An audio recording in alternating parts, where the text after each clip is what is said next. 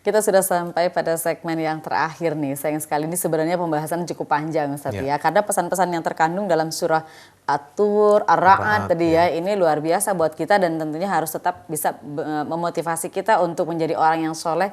Karena kita akan memiliki insya Allah keturunan-keturunan. Dan ini menjadi tugas yang luar biasa buat kita Ustaz ya. Kalau kita mau masuk surga sekeluarga gitu kan. Nah Ustaz tadi baru satu yang Ustaz jelaskan kepada kita. Apa lagi Ustaz? Jadi selain ya memenuhi janjinya dengan Allah, berpegang teguh kepada sumpahnya, ketika mereka dikumpulkan untuk berjanji alastu birabbikum qalu bala syahidna an taqulu yaumal qiyamah inna kunna an hadza ghafilin. Yang kedua adalah wala yanqudunal mitsaq. Ya, mereka ini yang akan dijanjikan masuk surga bersama orang-orang tuanya, ya, suami istrinya, pasangan hidupnya dan keturunan-keturunannya adalah mereka yang tidak melanggar, ya, tidak membatalkan perjanjian. Ya, al-ahdal muakkad alladzi ahadullah alaih. Tidak pernah mereka melanggar perjanjian. Maksudnya apa? Melanggar perjanjian yang mereka janji di hadapan Allah Subhanahu wa taala itu adalah tidak melanggar perintah-perintah Allah. Perintah Allah mereka abaikan, itu namanya pelanggaran. Ya. Apa yang diharamkan oleh Allah justru dilakukan, itu juga namanya pelanggaran. Nah, orang-orang yang diperkenankan masuk surga bersama keluarganya itu adalah mereka yang selain menjaga janjinya hanya menyembah Allah, tetapi juga di sisi lain dia harus tidak boleh melanggar perjanjian-perjanjian apa yang diperintahkan Allah, apa yang dilarang oleh Allah, mereka harus tepati, harus taati. Betul. Jangan sampai melampaui apa yang sudah ditetapkan oleh Allah Subhanahu wa taala. Jadi di sini ada syarat dan ketentuan berlaku. Betul, Ustaz ya. Iya. Tidak sekedar orang tua saya udah soleh inilah, saya bakalan ke bawah, nggak begitu ya Ustaz ya. Bisa. Ada syarat dan ketentuan yang berlaku. Jadi kata Rasul SAW dalam hadisnya, man batta'a bihi amaluh lam yusri bihi nasabuh. Orang yang amalnya itu telat, ya, bukan telat mikir saja, tapi telat amalnya. Telat amal, ya. Karena menunda-nunda kadang-kadang kita ya. Karena dia mengagung-agungkan, ya, mengandalkan keturunan bapaknya, bapak saya kiai, profesor, keturunan wali, entah wali keberapa, itu kan. Wali kok. Ya, padahal semuanya juga wali murid. Ya. Wali murid. Ya, itu karena mengandalkan itu nggak bisa. Man batta'a bi amaluh, siapa yang terlambat amalnya, lam yusri bihi nasabuh. Maka nasabnya, keturunannya itu tidak akan membantu dia untuk mempercepat dia masuk surga. Jadi ayat ini satu sisi memotivasi kepada kita nih sebagai orang tua, ayo bentuk nih anak-anak, ajak anak-anak untuk menjadi orang yang soleh juga gitu. Betul, kan Ustaz ya. Iya. Tapi manakala ada keturunan yang benar-benar buruk, ini tentu juga dia harus bertanggung jawab pada diri sendiri gitu Ustaz ya. Tentu tidak bisa mengandalkan ya, tidak bisa mengandalkan. Oleh sebab itu di sini yang ditekankan adalah karakter. Sifat ya.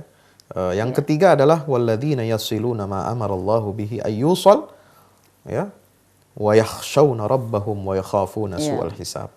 Mereka yang selalu menyambungkan apa yang telah Allah perintahkan untuk disambungkan rahimnya orang-orang yang butuhkan, ya. Dan mereka takut kepada Allah Subhanahu wa taala, ya, takut dalam pengertian mereka orang-orang yang sangat menjaga, ya, muraqabah kepada Allah Subhanahu wa taala, selalu merasa gerak-geriknya diawasi oleh Allah Subhanahu wa taala sehingga dia merasa takut. Bukannya takut itu malah menjauh. Kan kalau gini ya, misalnya orang takut nih sama sesuatu. Ya, takut sama sesuatu misalnya hewan buas. Kita menjauh dong. Ya dong. Takut sama hantu. Film-film horor, kita lari, meninggalkan, menjauh. Tapi maknanya takut kepada Allah itu bukan berarti lari menjauh. Iya, harus semakin dekat. Harus semakin dekat. Ya, artinya takutnya di situ adalah positif. Jadi takut kita mencederai ya apa yang telah diperintahkan Allah atau yang dilarang Allah. Kita takut tuh. Ya, kita takut melanggar aturannya. Nah, sama kayak kita takut melanggar aturan lalu lintas. Iya. Ada polisi atau nggak ada polisi kita takut. Harus takut. Ya, itu yang ada ditanamkan dalam hati kita tuh harus seperti itu, ya. Harus mentaati aturan-aturan. Wa yakhafuna su'al hisab. Mereka pun ya takut, ya, khawatir dengan buruknya, ya, perhitungan mereka. Jadi dia selalu introspeksi. Muhasabah terus muhasabah. Ini kira-kira saya nanti perhitungannya di hadapan Allah seperti gitu apa? Ya.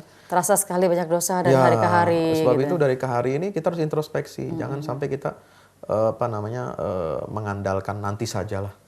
Gimana Kalau nanti? umur Gimana nanti? Ini harus dibalik. Nanti nanti bagaimana gimana, kita harus berpikir. Betul. Nanti Gimana bagaimana? nanti bagaimana. Ya. Ini berbedanya tipis. Nanti bagaimana dengan gimana nanti? Tapi ini efeknya berbeda. luar biasa. Kalau nanti bagaimana kita akan terdorong, termotivasi untuk memperbaiki amal. Ya. Kalau gimana nanti? Cuek.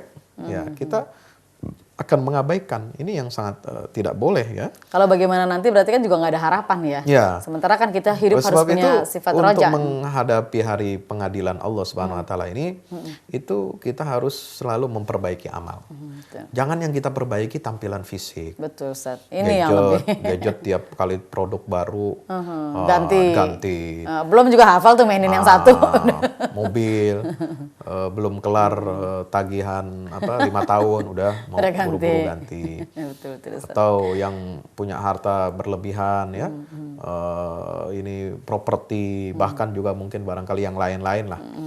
Nah, jangan seperti kita jangan hanya terfokus pada memperbaiki hal-hal yang sifatnya fisik, ya, tapi amal.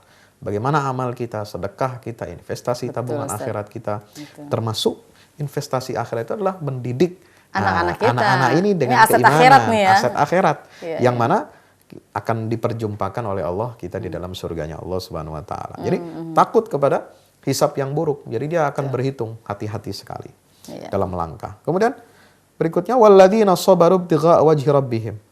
Mereka orang-orang yang sabar. Ya, berharap ya untuk mendapatkan keridhaan Allah Subhanahu wa taala.